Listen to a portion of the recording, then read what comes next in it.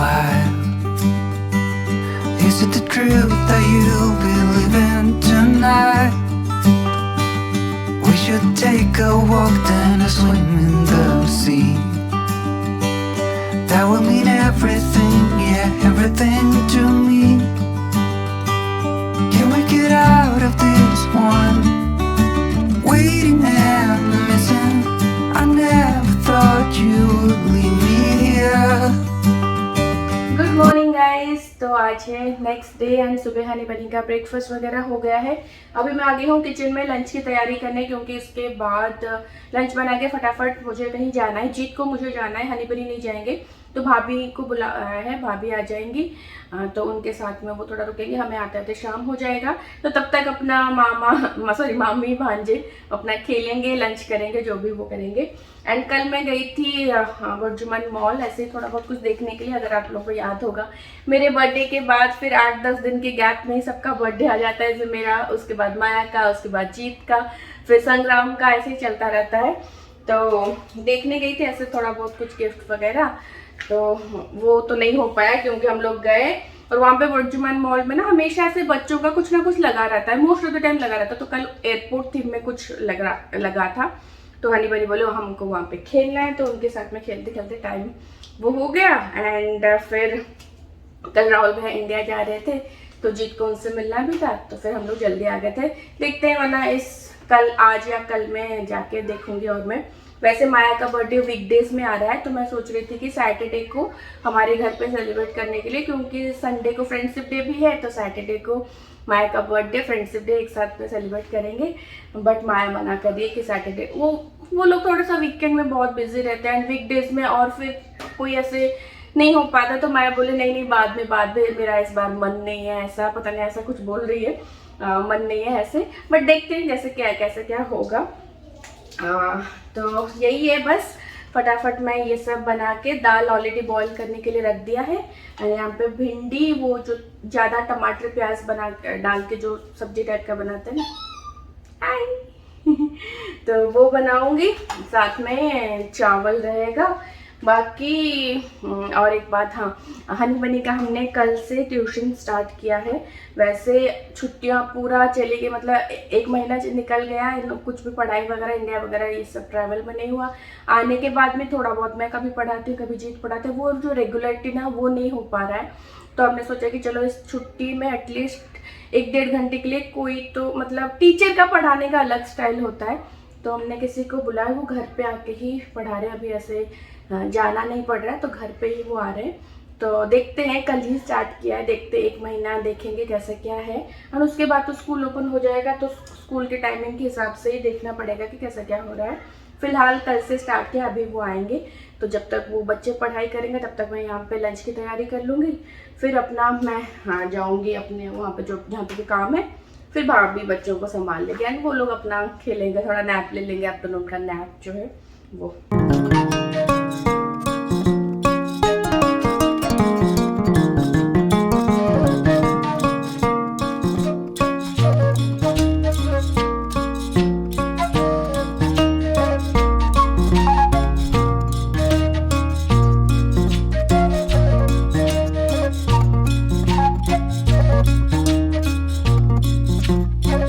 मैंने यहाँ पे भिंडी को हल्का सा बस 1 मिनट के लिए फ्राई किया है, एंड प्याज को भी हल्का सा फ्राई कर लूँ, क्योंकि मुझे थोड़ा जल्दी है।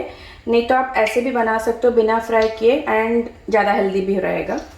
बट तेल रखा हुआ था, मुझे थोड़ा जल्दी बनाना था, तो मैंने सोचा कि थोड़ा हल्का फ्राई कर देती हूँ, जल्दी बन जाएगा।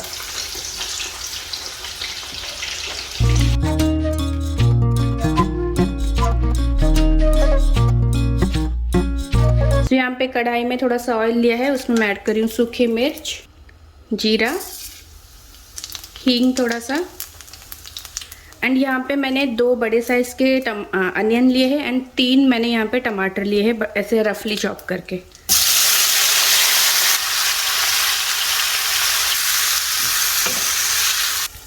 तो जब मैं इंडिया गई थी ना, मुझे इतना पता नहीं था। ससुराल में दिल्ली में 2 दिन मैंने खाना बनाया था, तो पहले दिन ना कुछ 5-6 टमाटर रखे हुए थे, तो मैंने 3-4 टमाटर यूज़ कर लिए थे। जो सारा बनाया था 4 टमाटर मैंने यूज़ कर लिए थे। नेक्स्ट डे मुझे प्रॉन्स करी बनाना था, तो उसमें थोड़ा ज़्यादा टमाटर यूज़ होता है, तो 2 ही टमाटर बचे थे। तो मैंने पापा को बोला कि पापा टमाटर 2 ही है तो और सब्जी वाला आएगा नहीं क्या टमाटर? पापा बोले टमाटर किलो 200 है, उसी 2 में बना। उनका 200। और मतलब हम लोग कहीं पे जा रहे थे, सरोजिनी नगर या कहीं पे जा रहे थे, वहाँ पे टमाटर शायद सस्ते में दे रहे थे या क्या, ट्रक पूरा खड़ा था सस्ते में दे रहे थे या पता नहीं क्या है, फ्री में दे रहे थे। लोगों की पूरा मतलब इतना लंबा लाइन लगा था टमाटर का। पता नहीं अब क्या प्राइस है टमाटर का, मुझे पता नहीं। उस टाइम जब हम लोग गए थे उस टाइम पे 200 रुपये का किलो था टमाटर। अब पता नहीं कम हुआ होगा कि नहीं, आप लोग कमेंट करके बताना।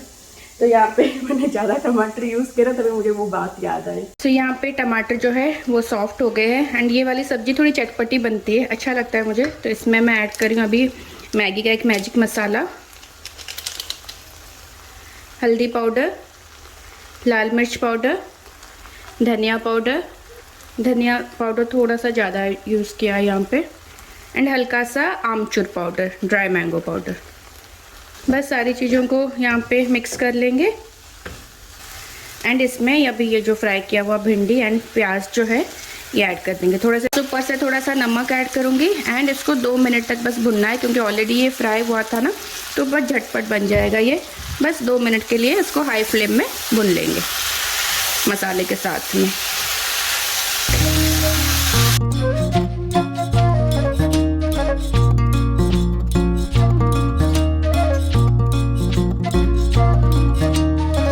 Good morning guys. तो आज है नेक्स्ट डे, कल के बाद आज मैं आपसे मिल रही हूँ एंड सुबह थोड़ा सा गड़बड़ हो गया। गड़बड़ क्या मतलब, सुबह सुबह शिवा आता है काम पे, तो नॉर्मली क्या करती हूँ मैं, सुबह उठ के ही उसके लिए दरवाज़ा ओपन कर देती हूँ, वो आके अपना काम करता है या तो फिर वो डोरबेल बजाता है तो हम लोग खोलते हैं।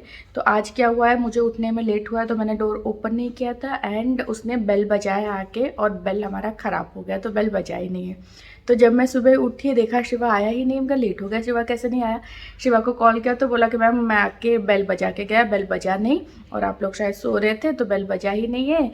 और मैंने कॉल भी किया और मेरा फ़ोन साइलेंट पे रहता है रात को, तो फिर छूट गया है, तो वो चला गया। तो सुबह का पूरा झाड़ू पोछा बर्तन सब घर ऐसे ही फैला हुआ था। बट फटाफट हनी बनी को ब्रेकफास्ट कराना था क्योंकि उनकी टीचर आती है सुबह, तो उनको उठा के ब्रेड ऑमलेट बना दिया, तो उनको ब्रेकफास्ट कराया। जीत को भी आज शारजा, उमल क्वेन और 2 एमिरेट्स उनको ट्रैवल करना है क्योंकि उनको मीटिंग है, तो वो सुबह से जाने वाले थे एंड रात को जाके आएंगे, तो इसलिए उनको ब्रेकफास्ट लंच दोनों ही पैक करके देना था। तो उनको भी ब्रेकफास्ट पैक करके दिया, लंच में बस दाल चावल बना के दिया। तो इसलिए सुबह सुबह मतलब जल्दी जल्दी में किचन का काम सारा हो गया, खाना वाना बनाना, ब्रेकफास्ट लंच ये सब। बट घर अभी तक फैला पड़ा है, बिल्कुल झाड़ू पोछा कुछ नहीं हुआ है, बर्तन भी पड़े। बट हाँ, किचन का एटलीस्ट काम हो गया है। बर्तन तो मैं बाद में लंच के बाद, मतलब हम लोग जब लंच करेंगे उसके बाद मैं धो दूँगी, बट अभी वैक्यूम कर देती हूँ घर। एंड आज मैं वो स्टीम मोप निकाल के उसमें भी मोप करूँगी, बट अभी उनकी टीचर आई हुई है तो अभी फ़िलहाल मैं दोनों बेडरूम जो है वो वैक्यूम करके हनी बनी का टॉय ऑर्गेनाइज़ करना है तो वो कर देती हूँ।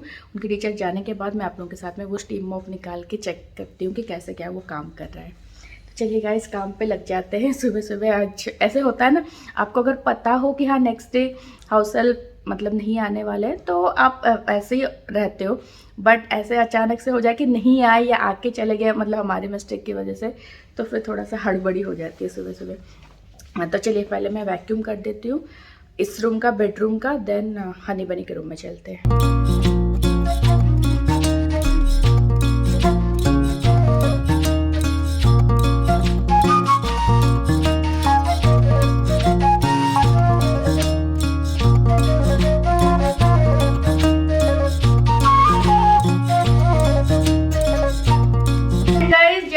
ये वैक्यूम क्लीनर का यूज़ करती हूँ, मुझे एक आध कमेंट आते हैं कि इस वैक्यूम क्लीनर का रिव्यू दो, अच्छा है क्या है, किस कंपनी का।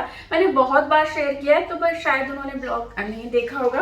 तो ये शार्क कंपनी का है, आप ये देख सकते हो, आप अमेजोन पे सर्च कर सकते हो। शार्क कंपनी का ये है रॉकेट पेट प्रो एंड ये कॉर्डलेस है एंड करीब 1.5 घंटा लगता है इसको फुल चार्ज होने में। एंड एक बार फुल चार्ज हो जाए तो आराम से आधे घंटे से ऊपर ही चल जाता है। हमारा जैसे 2 बेडरूम का रूम फ्लैट है, तो हमारे दोनों बेडरूम, हॉल, किचन, तीनों वॉशरूम, बैल्कनी सारा एक ही बार चार्ज होने पे अच्छे से हो जाता है। एंड हमने ये वाला पेट प्रो इसीलिए लिया था क्योंकि जैसे सिम्बा बेबो है तो हमारे भी हेयर फॉल वगैरह घर पे होते हैं ना, तो इस वैक्यूम क्लीनर का ये है कि जो हेयर्स हो गए या पेट्स के फर वगैरह हो गए ना, तो वो यहाँ जाके ना ये कट होके, यहाँ पे एक वो लगा हुआ है, तो कट होके यहाँ पे कलेक्ट होते हैं गार्बेज बिन में। नॉर्मली जो दूसरे जो पेट प्रो नहीं होते ना, उस वैक्यूम क्लीनर में से पहले वाला हमारा था, तो उसमें क्या है, जैसे लंबे बाल हो गए या पेट्स के ज़्यादा बाल हो गए ना, तो वहाँ पे फंस जाते हैं। इसमें क्या होता है ना, वो कट हो जाते हैं, अपने आप से कट होके यहाँ पे कलेक्ट होते हैं। उसको बस आप 7-8 दिन में या जो भी जैसे भी आपको यूसेस हो उसके हिसाब से इसको बस क्लीन कर लो। और बहुत लाइट वेट भी है, हैंडी है, बहुत अच्छा है। तो ये एक मेरा वो था, एंड भाई ने मुझे इसकी मैंने बताया बहुत भाई, मैंने राखी का गिफ्ट था एंड बहुत काम आ रहा है। 1 साल होने वाले इसको एंड बहुत अच्छा रिव्यू। 1 साल से मैं कंटिन्यूसली डेली इसको यूज़ कर रही हूँ एंड बहुत अच्छा है।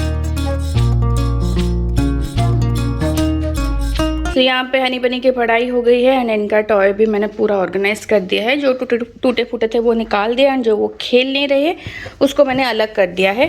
तो 2-3 बॉक्सेस यहाँ पे खाली हो गए हैं। सो ये पूरा बैग निकला है जो कि टूटे फूटे टॉयज़ है, तो उसको मैं अभी डस्टबिन में डाल दूँगी। बाकी बेबो मैडम इधर सो रही है एंड ये कुछ अच्छे टॉयज़ है जो कि हनी बनी खेल नहीं रहे हैं। प्लस कुछ कलरिंग बुक्स हो गए, कुछ कलर्स हो गए, स्टेशनरीज हो गए, वो मैं शिवा के गांव भेज दूंगी एक साथ। जब भी 30 किलो मिनिमम आप भेज सकते हो, मतलब उससे कम आप भेज नहीं सकते। तो मैं धीरे धीरे इकट्ठा करती रहती हूँ। जैसे 30 किलो 40 किलो हो जाता है फिर मैं उसके गाँव कार्गो कर देती हूँ। तो ये मैं शिवा के लिए रख रही हूँ इधर शोरूम में। एंड गाइज, जब भी मैं कुछ भी शॉपिंग वगैरह शेयर करती हूँ ना, तो कुछ 10-12 लोग होते हैं, उनको प्रॉब्लम होता है कि अभी शॉपिंग करिए फिर कुछ दिनों में डोनेट कर देगी, सेम चीज़ शिवा के गांव भेज देगी। तो मुझे नहीं लगता कि मेरे शॉपिंग से मैं किसी को हार्म करी हूँ या किसी को हर्ट करी हूँ। मैं अपने पैसे से अपना शॉपिंग करी हूँ, मुझे शौक है कपड़े वगैरह लेने का तो मैं लेती हूँ।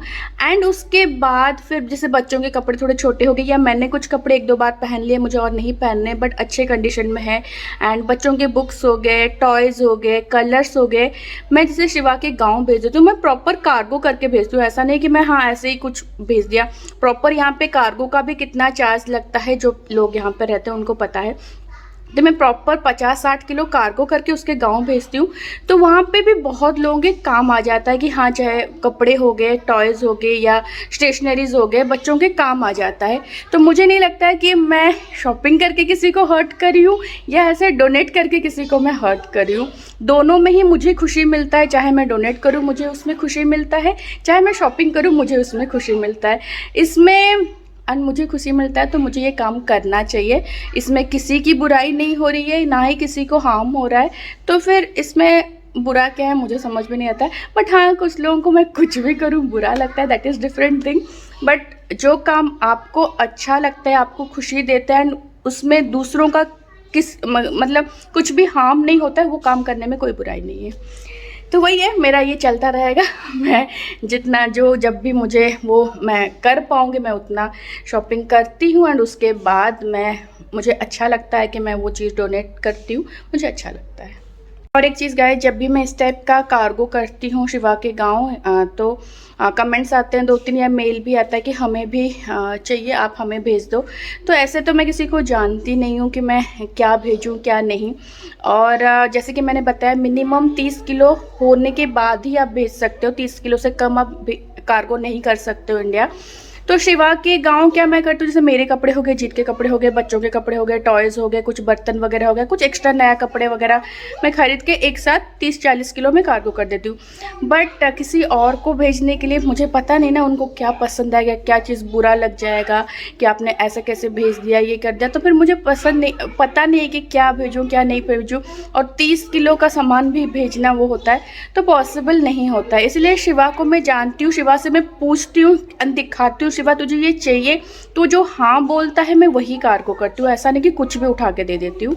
तो जो वो हाँ बोलता है वही मैं कार्गो करती हूँ, वरना यहाँ पे जो डोनेशन बॉक्स है बाकी मैं डोनेशन बॉक्स में डाल देती हूँ। तो यही है। तो बाकी और किसी को भेजना पॉसिबल नहीं है कि हाँ एक आध जोड़ी ऐसे कुछ ऑनलाइन ऑर्डर करो, दैट इज़ डिफरेंट थिंग।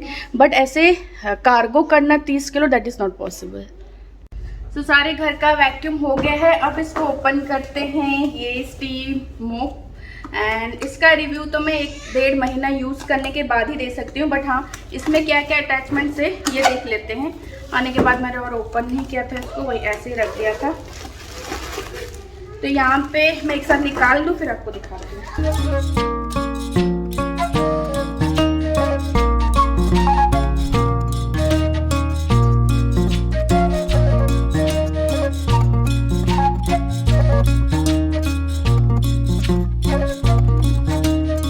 ये हो गया ब्लैक एंड डेकर का स्टीम मोप एंड यहाँ से उसका पानी जाएगा एंड 30 सेकंड्स के अंदर पानी जो है ये गर्म हो जाता है। एंड इसका जो वायर है ये 3 मीटर का है, थोड़ा छोटा है। जैसे आपको प्लग इन करके फ्लोर क्लीनिंग करना होता है ना, तो वायर थोड़ा लंबा हो तो अच्छा है, तो इसलिए भाई ने एक लंबा वायर भी इसके साथ में ख़रीद के दिया है। एंड ये उसके साथ में ये बेस है, आप यहाँ पे देख सकते हो। तो इसमें इसका जो पैड है ये अटैच होगा एंड ये क्लीनिंग करेगा। तो मेन इसका यूसेस मेरा यही रहेगा, बट ये 10 in 1 है। इसके साथ में और भी एक आता है जो कि 2 in 1 होता है शायद, जो कि खाली ऐसे मोप के लिए ही यूज़ होगा, बट ये 10 in 1 है। तो इसके साथ में ये सारे अटैचमेंट्स आ रहे हैं, जैसे आप ग्लास क्लीनिंग वगैरह के लिए ये वाइपर टाइप का ये जो है, देन गैस स्टोव क्लीन करने के लिए, देन गाड़ी वगैरह क्लीन करने के लिए। तो ये सारे अटैचमेंट्स तो मैं बाद में यूज़ करूँगी एंड देन उसका मैं देखूँगी कैसे क्या है उसको। इसके लिए पूरा मैनुअल मुझे पढ़ना पड़ेगा अभी। तो जैसे इसके जगह पे ये निकल के ये सब अटैच हो जाएगा एंड ये भी आप सब यूज़ कर सकते हो। एंड उसके साथ में ये एक दिया गया है, ये है कारपेट ग्लाइडर। तो आई थिंक जब आप कारपेट वगैरह क्लीन करोगे तो उसको अटैच करना है। अभी तो मुझे बस फ्लोर क्लीनिंग के लिए चाहिए, तो पहले इसमें पानी डाल के इसको देखते हैं कि कैसा क्या यूज़ आता है। एंड इसका ये जो पैड है ना, ये वॉशिंग मशीन में आप वॉश कर सकते हो उसको। एंड एक्स्ट्रा पैड जो है उसको मैंने देखा था 5 एक्स्ट्रा ऐसे कुछ खरीदोगे तो 47 दिरहम्स का ऐसे कुछ आता है ऑनलाइन ही, वही अमेज़ोन में। एंड इसका प्राइस अराउंड आई थिंक, मुझे इतना आइडिया नहीं, तो भाई ने दिया है तो कुछ 359 या 399 ऐसा कुछ है इसका प्राइस, ये 10 in 1 वाला। एंड जो 2 in 1 है उसका थोड़ा सा और कम प्राइस है। तो चलिए इसको अभी देखते हैं। मैंने इसके अंदर डाल दिया, अब इसको बंद कर देते हैं एंड इसको मैं कनेक्ट कर देती हूँ। तो यहाँ पे मैंने कनेक्ट किया एंड ये वाला स्विच ऑन किया। बाप रे। तो ये जो है ना, ये इससे पानी गर्म हो रहा है एंड ये वाला जो है इससे स्टीम निकलेगा। तो मैंने झट से ही ये वो हो गया, देखिए ये स्टीम निकला भी है। तो मैं इसका पोछा लगा तो झट से ही हो गया, मतलब 30 सेकंड भी नहीं, 5 सेकंड करीब लगे इसको पानी गर्म होने में।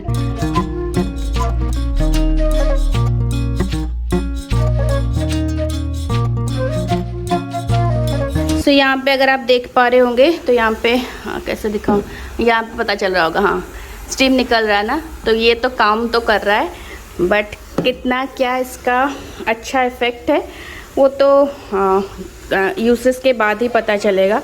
बेबो को देखिए कुछ नया चीज़ देखा ना तो वो कैसे उछल के देख रही है। ये तार जो है ना, ये देखिए आप, इतना लंबा है, तो ये पूरे लिविंग रूम में तो नहीं लग सकता है, इसीलिए वो एक्स्ट्रा तार जो है मैं यूज़ करूँगी। अभी तो मैंने बस ट्रायल के लिए बस यही लगा के देखा कि हाँ कैसे क्या हो रहा है। एंड आप देख सकते हो, अगर स्टीम का पता नहीं चल रहा होगा कि नहीं, दिख रहा है ना, हाँ। एंड ये है उसका एक्सटेंशन, तो ये मैं लगा देती हूँ ताकि मैं अभी अच्छे से पूरे रूम में पोछा लगा लूँ।